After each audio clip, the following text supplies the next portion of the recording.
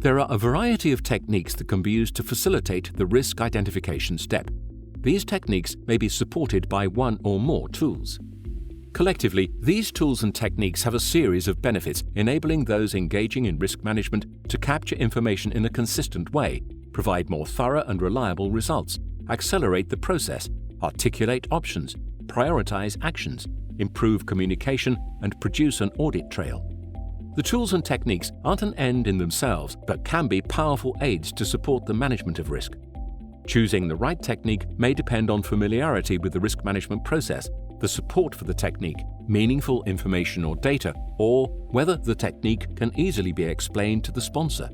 It also depends on the cost, ease of use, availability, and applicability. Let's remind ourselves that the goals of Identify Risks are to identify risks to the organization that would reduce or remove the likelihood of the organization reaching its objectives while maximizing the opportunities that could lead to improved performance. This involves identifying the threats and opportunities to the activity, preparing a risk register, preparing KPIs and EWIs, and understanding the stakeholders' view of the risks. We'll now look at some techniques and tools that can aid the accomplishment of these tasks. A risk checklist is an in-house list of risks identified during previous activities, often developed from managers' past experiences. It permits managers to capture lessons learned and assess whether similar risks are relevant to this current activity. To make it more interactive, a checklist can be a series of yes or no questions that are answered by participants.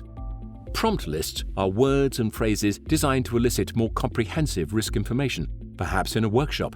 They're often structured using risk categories, which are potential sources of risk. One type of prompt list is a risk breakdown structure, which can show the interdependencies between risks. This helps clarify the potential sources of risk across operations, a program, a project, or across the entire organization. As you can see in the diagram of an example risk breakdown structure, it organizes and defines all the potential sources of risk for, in this case, a project. A cause and effect diagram, also known as a fishbone diagram, is most often used to aid root cause analysis of an actual problem. However, it's also a useful trigger to think about risks, as it can help uncover the sources of risk, map their relationship, and provide a visual representation. As you can see on the example cause and effect diagram, its resemblance to a fishbone gives it the alternative name. There may be several start points, represented here by risk categories, or causes, and related risk events.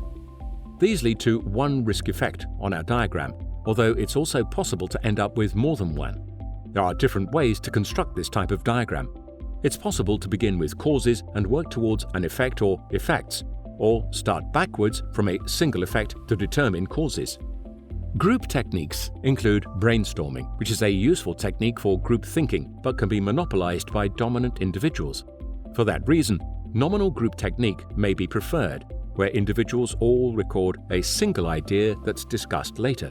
The Delphi technique, where anonymous ideas are pulled from a questionnaire, is another well-known method. Questionnaires about risk are a useful way to gather responses, especially from remote participants. They can be administered in many ways, including on social media.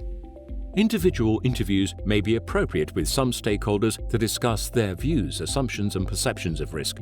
This is a highly effective way of engaging senior or important stakeholders in a way that protects their time and prevents their input biasing a group session. Another possible technique is an assumptions analysis, where all assumptions relating to the activity should be listed and then the validity of each one tested. Similarly, a constraints analysis lists the constraints related to an activity and tests their validity.